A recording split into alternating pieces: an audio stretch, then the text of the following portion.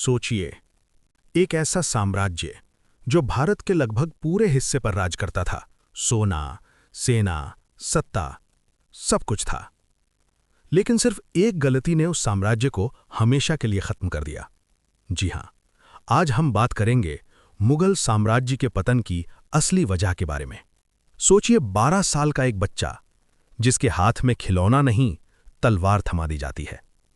और फिर वही बच्चा कुछ सालों बाद बेघर, भूखा और अकेला पहाड़ों में भटकता है। लेकिन यही बच्चा एक दिन भारत का सबसे बड़ा साम्राज्य खड़ा कर देता है। उस बच्चे का नाम था बाबर। फरगाना की ठंडी वादियों में, जो आज का उज़्बेकिस्तान है, वहां साल 1483 में एक बच्चा जन्म लेता है जिसका नाम था ज़हीरुद्दीन मोहम्मद बाबर। उसका खून साधारण नहीं था। पिता की तरफ से वो तैमूर लंग का वंशज और मां की तरफ से वो चंगेज खान का परिवार। लेकिन किस्मत को वंश से कोई फर्क नहीं पड़ता। साल 1494 में बाबर के पिता की अचानक मौत हो जाती है और सिर्फ 12 साल की उम्र में बाबर बन जाता है फरगाना का शासक। वहां दरबार सजा है, ताज चमक रहा है, लेकिन दरबार के पीछे साजिशें पल रही थीं। और कुछ ही महीनों में रिश्तेदार बगावत कर देते हैं और सरदार साथ छोड़ देते हैं। फलस्वरूप जिस राज्य पर बाबर का हक था, उसी से उसे निकाल दिया जाता है। और रात के अंधेरे में बाबर अपने कुछ साथियों के साथ राज्य छोड़ देता है। न महल, न सोना, सिर्फ एक सवाल, क्या यही मेरी किस्मत है? अब बाबर शहरों में नहीं, पहाड़ों में भटकता था। कभी खाना नहीं, कभी घोड़ा नहीं, कभी अपने ही लोग पीठ पीछे धोखा देते थे। वो कई रातें खुले आसमान के नीचे गुजरता था।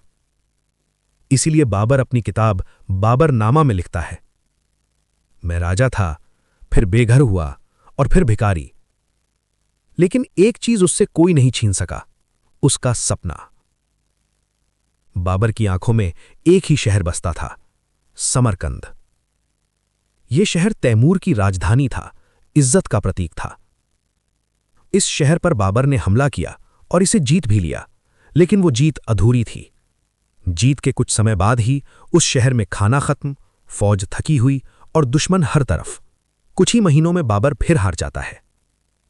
और इससे वो एक बात समझता है कि सिर्फ बहादुरी से राज नहीं चलता।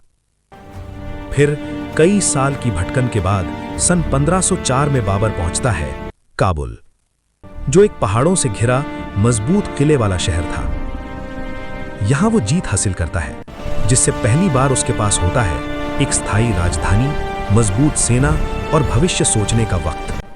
काबुल की छत से वो दूर देखता है और कहता है, अब मेरा सपना बदलेगा, अब मैं हिंदुस्तान जाऊंगा।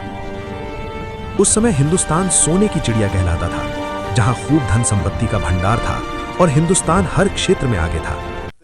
लेकिन दिल्ली में इब्राहिम लोदी का राज था और उसकी अपनी फौज उससे नफरत करती थी। इब्राहिम लोदी के अपने सरदार बाबर को बुलाते हैं। अब बाबर समझ जाता है कि यही सही मौका है हिंदुस्तान में हमला करने का। सन 1526 ये वही साल है जिस साल पानीपत का पहला युद्ध हुआ, जिसमें एक तरफ 1 लाख सैनिक और सैकड़ों हाथी, वहीं दूसरी तरफ 12 से 15 हजार सैनिक और बहुत सारी तोपें। भारत में तोपों का यह पहला भयानक इस्तेमाल था। जैसे ही जंग शुरू होती है, तोपों की आवाज से हाथी बेकाबू हो जाते हैं, सेना टूट जाती है, जिससे इब्राहिम लोदी युद्ध भूमि में मारा जाता है। उस दिन बाबर सिर्फ युद्ध नहीं जीतता, वो नींव रखता है मुगल साम्राज्य की। दिल्ली और आगरा उसके अधिकार में आ जाते हैं। लेकिन बाबर जानता था, हिंदुस्तान जीतना आसान है, लेकिन इसे संभालना मुश्किल। और युद्ध जीतने के बाद बाबर ने सत्ता का केंद्र दिल्ली से बदलकर आगरा कर दिया और आगरा से प्रशासन संभाला। उसके बाद उसका बेटा हुमायूं गद्दी पर बैठा, लेकिन सन 1540 में उसे शेर शाह सूरी से हारकर फारस में शरण लेनी पड़ी। हालांकि सन 1555 में उसने फिर से अपना राज्य वापस हासिल कर लिया। लेकिन साम्राज्य का सबसे सुनहरा अध्याय अकबर के साथ शुरू हुआ, जिसे मुगलों की प्रशासनिक संरचना का असली निर्माता माना जाता है। अकबर ने न केवल साम्राज्य का विस्तार किया, बल्कि जब्त जैसी नई भूमिकर प्रणाली लागू की। जिसमें कर भूमि की माप और पिछले 10 साल के औसत उत्पादन पर आधारित था, जो उपज का 1/3 हिस्सा होता था, जिसे वो नकद या पैसे के रूप में वसूल करते थे। और साथ ही दीन-ए इलाही जैसे धर्म के जरिए समाज को जोड़ने की कोशिश की। सन 1605 में अकबर के बाद उनका बेटा जहांगीर शासक बना, जिसे आगरा के किले में उसकी न्याय की जंजीर के लिए याद किया जाता है, जहां कोई भी पीड़ित सीधे बादशाह तक अपनी गुहार पहुंचा सकता था। फिर सन 1628 में जहांगीर की मृत्यु के बाद उनके बेटे शाहजहां ने गद्दी संभाली और साम्राज्य की भव्यता शाहजहां के काल में ही अपने चरम पर पहुंची, जिसका शासनकाल वास्तुकला का स्वर्ण युग माना जाता है। उसने ताजमहल, लाल किला और जामा मस्जिद जैसी ऐतिहासिक इमारतें बनवाईं, जो आज विश्व प्रसिद्ध हैं। लेकिन शाहजहां के शासनकाल के अंत से ही मुगल पतन की नींव पड़नी शुरू हो गई थी। मुगल पतन की शुरुआत तब हुई जब साल 1658 में शाहजहां बीमार पड़े। उनके बड़े बेटे दारा शिकोह ने शासन संभाला, लेकिन शाहजहां के छोटे बेटे औरंगजेब ने इस्लामी कट्टरपंथियों के समर्थन से सत्ता हथियाने के लिए युद्ध छेड़ दिया। सन 1659 में औरंगजेब ने दारा शिकोह को हराकर उसे मरवा दिया और अपने पिता शाहजहां को सन 1666 में उनकी मृत्यु तक आगरा के किले में कैद रखा। इस प्रकार औरंगजेब छठा मुगल सम्राट बना और औरंगजेब ने साम्राज्य को उसकी अधिकतम भौगोलिक सीमाओं तक पहुंचा दिया, लेकिन यही विस्तार मुगलों के लिए घातक साबित हुआ। सन 1682 में दक्कन या दक्षिण भारत में चले औरंगजेब के लंबे युद्धों ने शाही खजाने पर भारी बोझ डाला। इन युद्धों के कारण शासन व्यवस्था कमजोर पड़ गई और दक्कन की आर्थिक स्थिति पूरी तरह चरमरा गई। साथ ही उसने गैर मुसलमानों पर जजिया कर दोबारा लगा दिया और सिख गुरु तेग बहादुर को मृत्यु दंड दिया, जिसके परिणाम स्वरूप सिख समुदाय का सैनिकीकरण हुआ और विद्रोह बढ़े।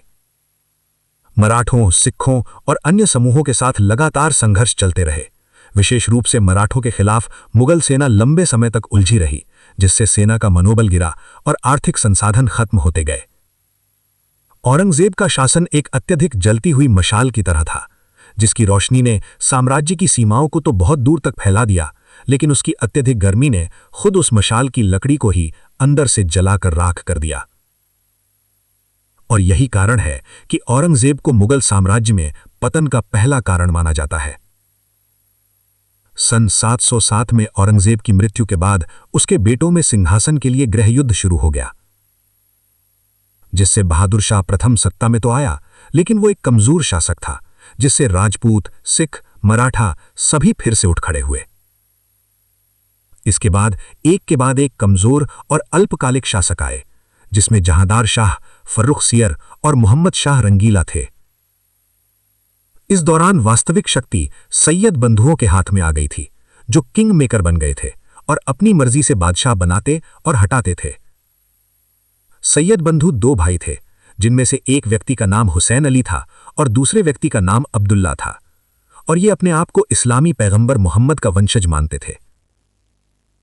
कुछ समय बाद बंगाल, हैदराबाद, अवध जैसे प्रांतों ने स्वयं को स्वतंत्र घोषित कर दिया और अब भारत में नई ताकतें उभरने लगीं।